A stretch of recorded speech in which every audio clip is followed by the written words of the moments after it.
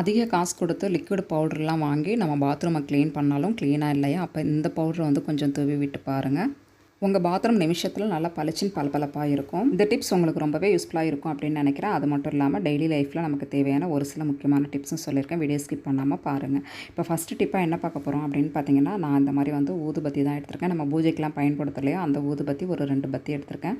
இது கூட வந்து என்ன சேர்க்க போகிறோம் அப்படின்னு சொல்லி பார்த்தீங்கன்னா, நான் வந்து இன்றைக்கி வேப்ப எண்ணெய் தான் எடுக்க போகிறேன். இதில் வந்து ஒரு 2-3 ட்ராப் இருந்தாவே நமக்கு போதுமானது. எல்லாமே நம்ம வந்து யூஸ் பண்ண போகிறது கிடையாது. அதோட மூடியில் வந்து நான் கொஞ்சமாக ஊற்றிக்கிறேன்.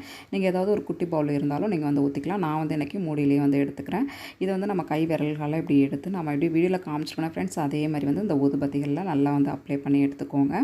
இந்த மாதிரி நம்ம ஊதுபத்தியை அப்ளை பண்ணி எடுத்ததுக்கப்புறமா என்ன பண்ண போகிறோம் அப்படின்னு பார்த்தீங்கன்னா, அதிகமாக நம்ம வீட்டில் வந்து கொசுக்கள் தொல்லை அதிகமாக இருந்துச்சு அப்படின்னா அந்த டைமில் இந்த மாதிரி வந்து நம்ம ஊதுபத்தியில் கொஞ்சமாக வேப்பெண்ணெய் அப்ளை பண்ணி ஒரு இடத்துல வந்து ஃபிக்ஸ்டாக வந்து நம்ம வந்து கொளுத்தி வச்சிட்டோம் அப்படின்னா அந்த வேப்பெண்ணெய் ஸ்மெல்லுக்கும் அந்த ஊதுபத்தியோட ஸ்மெல்லுக்குமே பார்த்திங்கன்னா ரெண்டும் வந்து மிக்ஸ் பண்ணி வரதுனால அந்த இடத்துல கொசுக்கள் இல்லாமல் இருக்கும். அதே டைமில் நம்ம நான்வெஜ்லாம் ஏதாவது சமைக்கும் போது தொல்லையெல்லாம் பார்த்திங்கன்னா நிறையா இருக்கும். நம்ம என்ன தான் வந்து வாசனைக்காக ஜவ்வாது அத்தர் இதெல்லாம் வந்து மிக்ஸ் பண்ணி நம்ம தெளிச்சு விட்டாலுமே வந்து ஈக்கள் வந்து நிறைய வந்து மொச்சிட்டே தான் இருக்கும். அதை வந்து நம்ம கண்ட்ரோல் பண்ணவே முடியாது. அந்த மாதிரி இருக்கிற டைமில் இந்த மாதிரி வந்து கொஞ்சமாக ஊதுபத்தியை நம்ம வந்து வேப்பெண்ணெய் அப்ளை பண்ணி நம்ம கொளுத்தி வைக்கும்போது ரொம்பவே நல்லா எஃபெக்டிவாக இருக்கும். கண்டிப்பாக ட்ரை பண்ணி பாருங்கள்.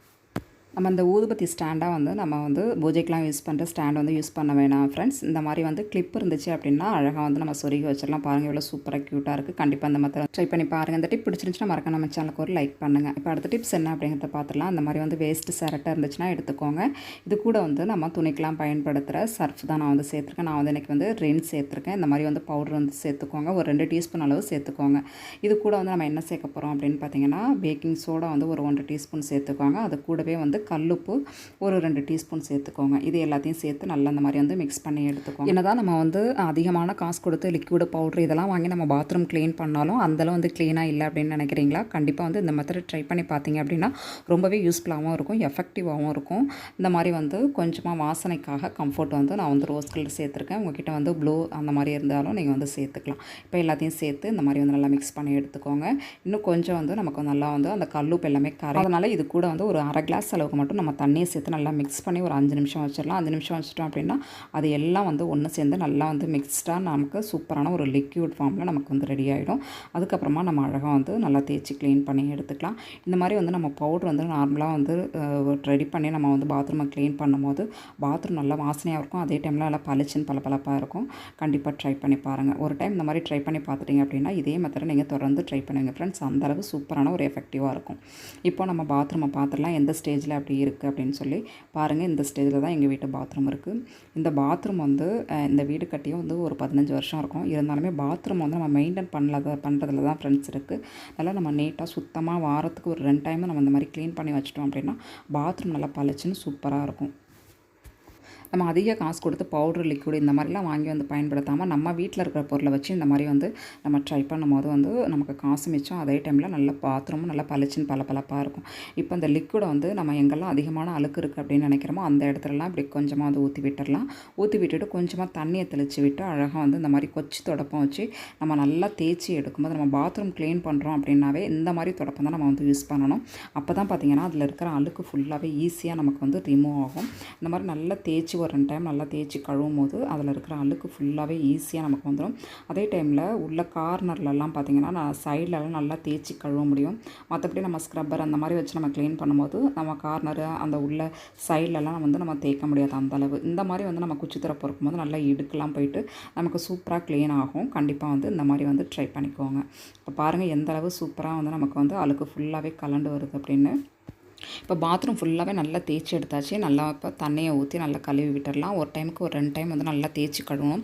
ஏன்னா நம்ம சர்ஃபு சேர்த்துருக்கிறதுனால கொஞ்சம் வந்து வளவளப்பு தன்மையாக இருக்கும். அதனால் வந்து வழுக்கிற மாதிரி இருக்கும். அதனால் ஒரு 2 டைமுக்கு 3 டைம் வந்து நல்லா தண்ணியை ஊற்றி இந்த மாதிரி தொடப்பத்தை வச்சு நல்லா தேய்ச்சி எடுத்து நம்ம கழுவும் போது அந்த வளவளப்பு தன்மை இல்லாமல் நல்லா சூப்பராக பளிச்சு நல்லா பளபளப்பாக இருக்கும். கண்டிப்பாக இந்த மெத்தட் வந்து ட்ரை பண்ணிக்கோங்க.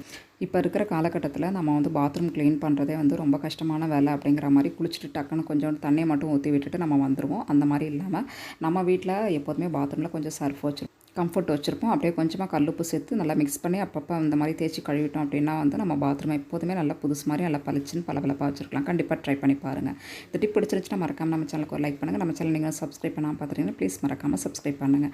அப்போ தான் இந்த மாதிரி நான் யூஸ்ஃபுல்லான வீடியோஸ் போடும்போது உங்களோட மொபைலுக்கு நோட்டிஃபிகேஷனாக வந்து சேரும். இப்போ அடுத்த டிப்ஸ் என்ன அப்படிங்கிறத பார்த்துடலாம். நான் வந்து இன்றைக்கி ஒரு பாக்ஸில் துவரம் பருப்பு தான் எடுத்திருக்கேன்.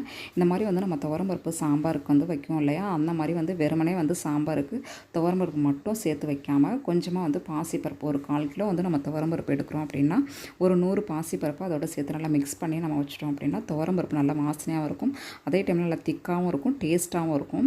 கண்டிப்பாக வந்து இந்த மெத்தட் வந்து ட்ரை பண்ணிக்கோங்க. நான் வந்து ஒரு குழிக்கரண்டி அளவாக எடுத்திருக்கேன். இதை வந்து நல்லா சேர்த்து நம்ம மிக்ஸ் பண்ணி வைக்கும்போது, ஏன்னா வந்து நம்ம வந்து குழம்பு வைக்க போகிறோம் அப்படின்னாவே கொஞ்சம் அலுப்பாக இருக்க மாதிரி இருக்கும். டக்குன்னு கொஞ்சமாக வந்து பருப்பை மட்டும் கொட்டி அப்படியே வந்து நம்ம வேக வச்சுருவோம். அந்த மாதிரி இல்லாமல் இது மாதிரி வந்து நம்ம மிக்ஸ் பண்ணி வச்சிட்டோம் அப்படின்னா வந்து கொஞ்சம் வந்து வேலையும் ஈஸியாக இருக்கும். அதே டைமில் நம்ம குழம்பு வைக்கிற டைமில் நம்ம தனித்தனியாக வந்து எடுத்து மிக்ஸ் பண்ணி அந்த மாதிரிலாம் வைக்காமல் இந்த மாதிரி நம்ம ரெடி பண்ணி வச்சிட்டோம்னா ரொம்பவே ஈஸியாக இருக்கும். ட்ரை பண்ணி இந்த மிக்ஸ் பண்ண துவரம்பருப்பு வந்து ஒரு 3 குழம்பு வைக்கலாம். அந்த மாதிரி நம்ம ரெடி பண்ணி வச்சுக்கலாம். அதுக்கப்புறம் அதுவே நமக்கு போதுமான அளவாக இருக்கும். ஒன்றா வந்து நிறைய நம்ம ரெடி பண்ணி வச்சிட்டோம் அப்படின்னா அதில் வந்து பூச்சி வண்டு இதெல்லாம் வைக்கிறதுக்கு நிறைய வாய்ப்பு இருக்குது. அதனால் கொஞ்சம் கொஞ்சமாக வந்து இந்த மாதிரி ரெடி பண்ணி வச்சுக்கோங்க.